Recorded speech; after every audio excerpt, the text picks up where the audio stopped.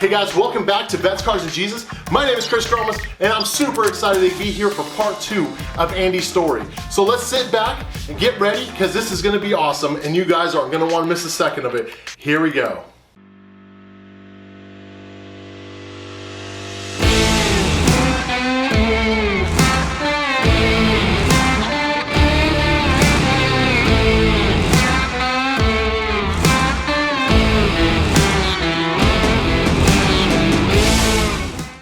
So God helped you there. How about, is there any others that you could think of, like you just see it as just like that God moment? So there was this one time that, and this might have been, I know it was a God thing, but it was also an adrenaline thing. So when we were in Kirkuk, Iraq, there was this big gravel pad that we had to walk across to get to the EMEDs, which is the tent hospital. And so we would walk across it, about a half-mile walk every day to get to work. And so we're walking across it with all our gear, and you got your body armor on with the plates. So you got, about 100 pounds of equipment on you. And this big gravel pad, it's just big open area, and they got some HESCO barriers and bunkers that you can hunker down in about every 100 meters or so. And I remember walking across that, and then you can hear when the rocket launches from afar, you can hear the little thump. Oh gosh. Kind of like if you're close to the fireworks when they're setting them off. Yeah, that thump. Yeah. And so you know it's coming, so you start running. And I don't know, I guess that one just made me think of it because I ran that half-mile faster than I ever thought I could. But I could run like the wind blows. And that was the time I was in the gravel pad, but a time that stands out to me more specifically is another alarm read, it's time to jump into one of the barriers or one of the bunkers. And I was going to go to this one that was over to my left, and for whatever reason, nope, I felt like, we need to go over here. So I went over here, and my buddy was in this other one. He was on his way back from work. And so this is a friend of mine that I'd known for a few years, and he was in there. He was really upset. I mean, everybody took it differently. When it's one of those things, like when a rocket flies over your head, nobody really knows. Like I remember asking myself, am I going to be a coward and be terrified and run or whatever? Is it going to faze me? Nobody knows how they're going to react to that kind of a situation until it really happens. Oh, yeah. And then when it does, you're like, okay, I guess I can handle it. And my faith made that a lot easier for me, because after that first rocket went over and it landed, pretty far away, I thought, that could have landed on me, and if it did, that was it. I know where I'm going. I know who's in control. And that was the first thought that hit my head. That if I do go be with the Lord, so be it. I'm okay with that. Well, my friend, he was not a believer, and he was terrified. And so I went in there, and we're both kind of hunkered down in there, and he asked me to pray.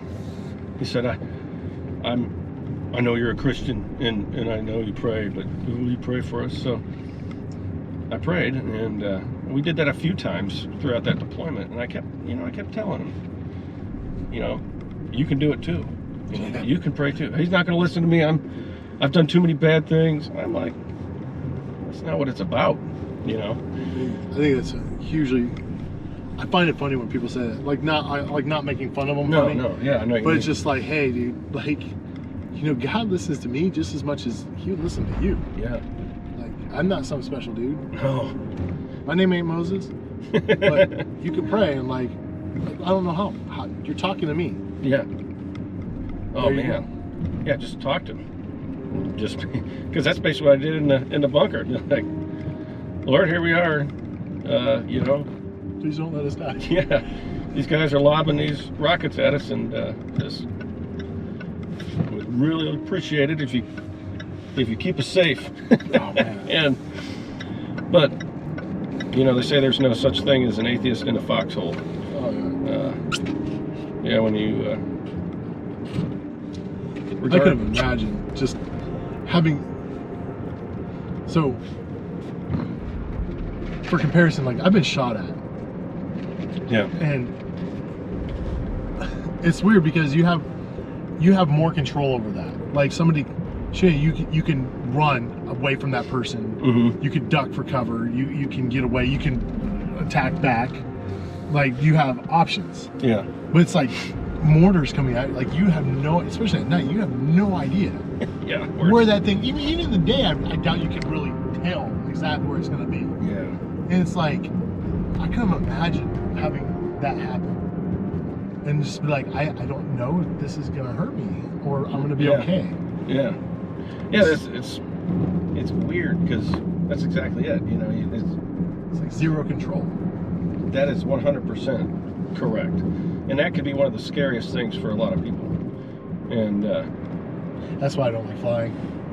really? I've got no control. Yeah, I guess you're right. Unless you're the one flying. Then I'd be okay with it. Yeah, yeah. I don't think anybody else would. When it comes to air travel, we know you have no choice whatsoever. You flew the Nova once. Oh, I wish I had a video of that. Oh, man. Oh, man. Yeah. That's crazy. Like, and being able to pray with them and just set that example. I mean, right there, that's huge. Yeah. And that was, you know, that's another perfect example of like how God, you know, he doesn't ask us to be, he's not asking us to come to him with all these skills and all these things. When it comes to him, he wants us to come to him willing and saying, you know, here I am, Lord, use me. Oh, yeah. And so you just go about your life. Like there, I was like, well, I'm just going to jump in this bunker because I don't want to get blown up. And he just, will you pray with me? I mean, if that's not your cue, what is? You know, it's like, oh, yeah. that's what it's all about. It's just living your life, and God will show you these opportunities, and you just do what he's telling you to do. And Oh, yeah. That's huge. Just do it. right.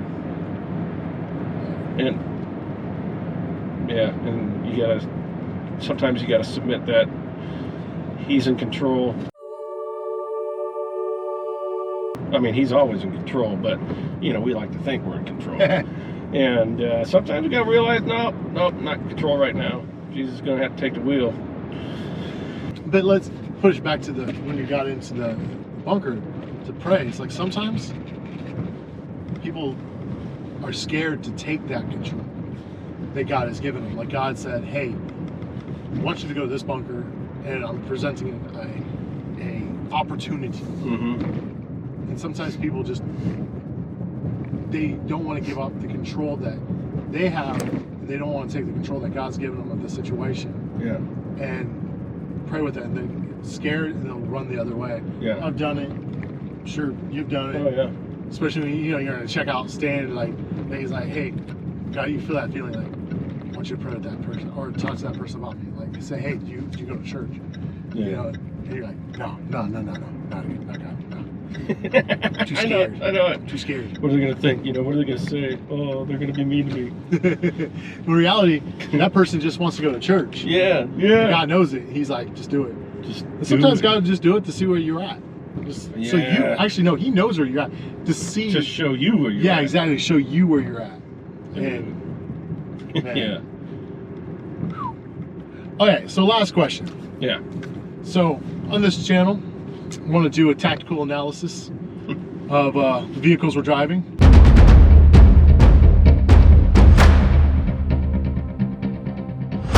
Yeah. So obviously this is more of a car that has more abilities than, let's say, the Mustang. Yeah. What would you take this in to a battle, and why or why not? Oh, okay, I see what you mean. So, no. Whoa! Because an IED would destroy it in seconds. However, that aside, one of its benefits that it would have is it's all-wheel drive. So that is nice.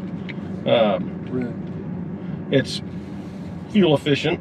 for an SUV. Yeah. And it's still got that get up and go.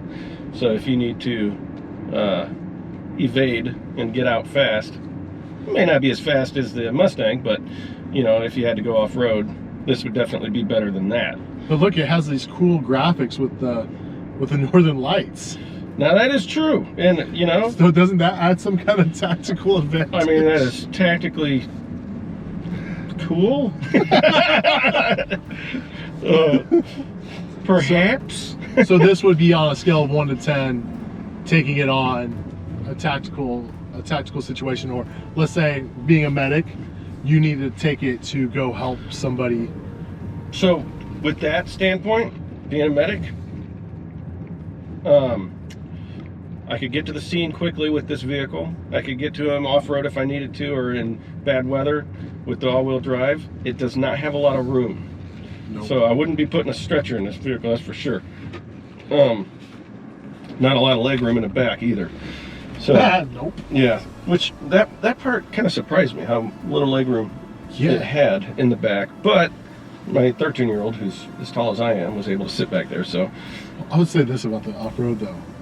With these tires, yeah, I don't think it's going to go very far. No, it's not going to go very far. It's got low pro looking tires, and we got the Hemi coming over here to try to show us up. Squirrel! It's okay. It's okay, little guy. So on a scale of 1 to, let's say 10 on the tactical rating for civilian use,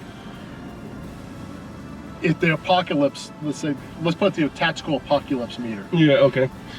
Would you use this vehicle? On a scale of 1 to 10. Like, I'm not saying it's the only vehicle. I'm saying if all the dealerships had their cars. Yeah. On a scale of 1 to 10, where would this rank? So it wouldn't be the worst vehicle to choose from, but it definitely wouldn't be the best. I was going to say a 2, but I think I'd give it a 3. 3, right on. Good job, Land Rover. Got a 3. Got a 3. Could have been more. If we had the Mustang, you could use tactical speed. Absolutely. Or you can tactically put a fire out by spinning your tires. So or start one. Or start one. Survival. Yeah. Apocalypse. All right, well, hey, Dan, Andy, can't speak. Andy, thank you so much for hanging out with me today. Yeah, man, thanks for having me. Checking out this pretty sick ride. Yeah, this is sweet. I like it. It definitely makes an entrance. It's a cool looking car. You know, we got some head turns while we're driving it around it. If I'm an accountant, or soccer mom wants to look cool, or a guy that wants to attract soccer moms. Yeah, I think the soccer mom's going to be in her minivan, but she might like the guy in this. I kind of like it, not because of the soccer moms. Honestly, I like it for 2 reasons. I like it because it's comfortable. Yeah. And it does have, but I can drive it around and be able to park. Yeah, that is nice. My truck, I can't park. I have to park like at the end of the parking lot. Yeah. Because it literally hangs over this far over the so parking long. lot. It's super long, especially with the front push bar. Oh, man. Thank you for your service, Andy. I appreciate it. And congratulations again on your retirement. Thanks. Welcome to civilianhood. We It's have amazing. cookies. We have cookies. And no PT. Finally. So until next time, guys, thank you so much and take it easy. Later. Hey guys, thank you so much for watching Andy's journey. And before you click the suggestion video under or next to me, just give me a minute. Because here's what we want to do. I first want to thank Andy just for his service and congratulate him on his retirement. It's well deserved. And guys, I hope that you enjoyed it and got something out of it. But hey, there's one more thing we want to do. We want to start giving away cars to veterans. And the only way we can do that is by partnering with you. So if you would do us so much and just like and subscribe to this channel, share this video and everything else, that would be awesome. That's the first step. The second step is that you can click the link. It's www.dsministries.org. If you go there, there's going to be a donate button up in the top. And don't worry, it's secure. It's through PayPal. And what you can do is you can donate directly to the ministry and in the comments write Vets, Cars, and Jesus. When you do that, it lets us know that you want to help donate a vehicle to a veteran in need of transportation.